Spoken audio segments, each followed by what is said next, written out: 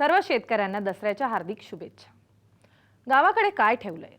शहरात नोकरी आणि पैसा दोन्ही गोष्टी मिळतात असा विचार करणारे अनेक तरुण तरुणी मुंबई पुण्याकडे पळतायत। त्या तुलनेत शहरातून गावाकडे काही उद्देश घेऊन येणाऱ्यांची संख्या तशी फारच कमी आहे। गांधीजींच्या गावाकडे चला या संदेशाचं अनुकरण करण्यासाठी नाशिकच्या रोशनी दुबे यांनी मायानगरी मुंबई सोडून नाशिकची वाट धरली।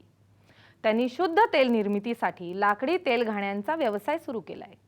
त्यांची यशोगाथा जाणून घेण्यासाठी आपण आज नाशिकला जाणार आहोत।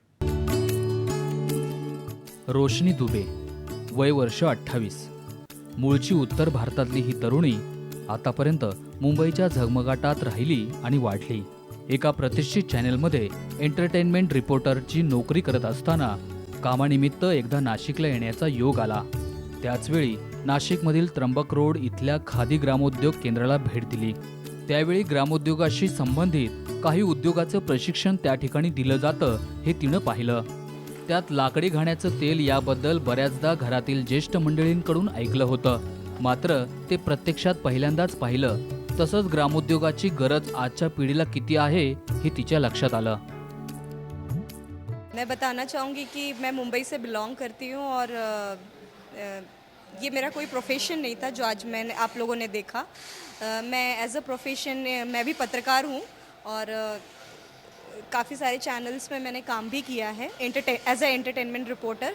लेकिन एक समय बाद एक पॉइंट आता है जब आपको लगता है कि कुछ अलग करना चाहिए या कि ऐसा कि खुद का हो। ये जब मैंने सोचा तो उस तलाश में थी कि ऐसा कोई बिज़नेस हो जो इंडिविजुअल हो, जो लोगों को कम पता हो और लोगों की डिमांड भी उतनी ही हो और मैं सप्लाई भी उतना ही कर सकूं। मुंबईला पुन्हा परत गेल्यानंतर ग्रामोद्योगाचं चक्र तिच्या डोक्यात कायम फिरत होतं आणि त्यातही मुंबईसारख्या ठिकाणी कामाच्या धावपळीत असलेल्या प्रत्येकाचं आरोग्याच्या बाबतीत होत असलेलं दुर्लक्ष तिनंही स्वतः अनुभवलं होतं। रिफाइंड तेल आणि त्यापासून होणारे आजार याची पुरेपूर माहितीही तिला होती।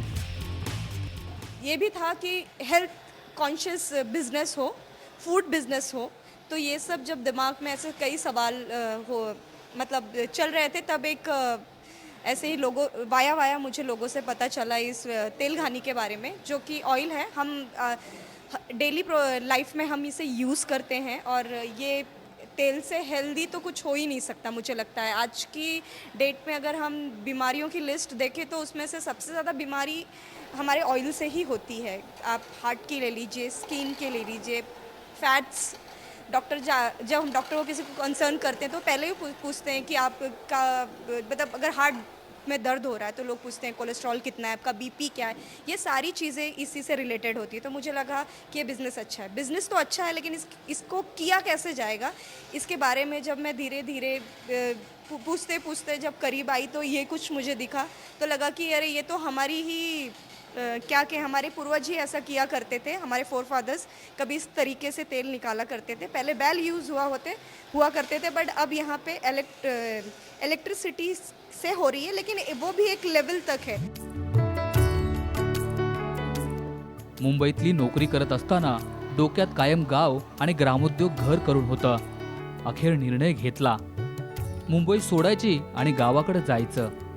मात्र कुठे जायचं आणि काय करायचं याचा विचार करत असताना नाशिकचा दौरा तिला आठवला। लगेचच आपल्या एका मित्राच्या मदतीनं तिनं नाशिक गाठलं। नाशिकमधील आशेवाडी या गावी आल्यानंतर तिनं सुरुवात केली ती शेतीपासून। विजन के बारे में मैं कहना चाहूँगी, इच्छाओं की कोई सीमा नहीं होती। मैं भी चाहती हूँ कि मैं खूब ऊंची उड़ान भरूँ, अपना नाम कमाऊँ और इस बिज़नेस को घर घर तक ले जाऊँ। मेरे साथ लोग मेरे प्रोडक्ट को ख़रीदें ही नहीं, घर घर इस्तेमाल ही नहीं करें। मैं चाहूँगी कि इवन मेरे पीछे पीछे कई ऐसी महिलाएं हों जो इसे सीखें, समझें और अपने घर को चलाने के लिए अपने पति के कह लो या अपने परिवार के किसी भी सदस्य के साथ वो कंधे से कंधा मिलाकर चले। तो इसके पीछे जो आप उद्देश्य पूछेंगे या सपना पूछेंगे तो वो बहुत बड़ा है, लेकिन यहाँ भी एक छोटा सा कदम मैंने उठाया है। तो देखते हैं आगे कितना आगे बढ़ता है ये। आशेवाडीतली कापसे कुटुंबियांची जमीन तिनं भाडेतत्वावर मिळवली। आणि तिथून सुरू झाला मुंबईच्या एका तरुणीचा शेतातला गावाकडचा आणि ग्रामोद्योगाचा प्रवास. सुरुवातीला शेतीची कास धरत तिनं विविध तेलबियांचं उत्पन्न घेण्यास सुरुवात केली. सोबतच खादी ग्रामोद्योगमधून लाकडी घाणीचं तेल काढण्याचं प्रशिक्षण घेतलं. प्रशिक्षण पूर्ण झाल्यानंतर लाकडी घाण्याचं स्वतःचं एक युनिट टाकलं. शेतीतील तेलबियांपासून लाकडी घाण्याच्या माध्यमातून मग तेल निर्मितीला सुरुवात झाली आणि इथंच मुहूर्तमेढ रोवली गेली ती ग्रामोद्योगाची. जो हम रिफाइंड तेल देखते हैं उसमें जिस तरीके की तापमान यूज़ किया जाता है उस तरीके का यहाँ नहीं है। तो ये मुझे लगा कि जो मेरी थॉट प्रोसेस चल रही है वो कहीं ना कहीं इसको मैच कर रही है। पर ये बिज़नेस करना है, इसके पीछे की आगे क्या होगा ये सब सोचकर एक बेबी स्टेप मैंने लिया है, शुरुआत की है और कर रही हूँ। अब कितना आगे जाएगा, कैसे होगा, इसे थोड़ा वक्त लगेगा, लेकिन हाँ ये मैं कह सकती हूँ कि इससे मुझे रिस्पांस लोगों का अच्छा मिल रहा है और मैं हैप्पी हूँ कि मैं कुछ नया करने की कोशिश कर रही हूँ। गेल्या 1.5 वर्षांपासून रोशनी ग्राहकांना विविध स्टॉलच्या माध्यमातून शुद्ध तेलाचं महत्त्व पटवून देण्याचा प्रयत्न करते, ज्याला ग्राहकांचाही चांगला प्रतिसाद मिळतोय. कई ऐसे डॉक्टर्स हैं, खासकर आयुर्वेदिक डॉक्टर हैं, जो मेरे कंटिन्यू कस्टमर्स हैं, जिन्होंने 1 लीटर से स्टार्ट किया। कभी मैंने उन्हें 200 ml भी दिया था होम डिलीवरी, लेकिन आज वो 3 लीटर 4 लीटर उनकी डेली मंथली बेसिक नीड के हिसाब से वो मेरे डेली कस्टमर बने हैं।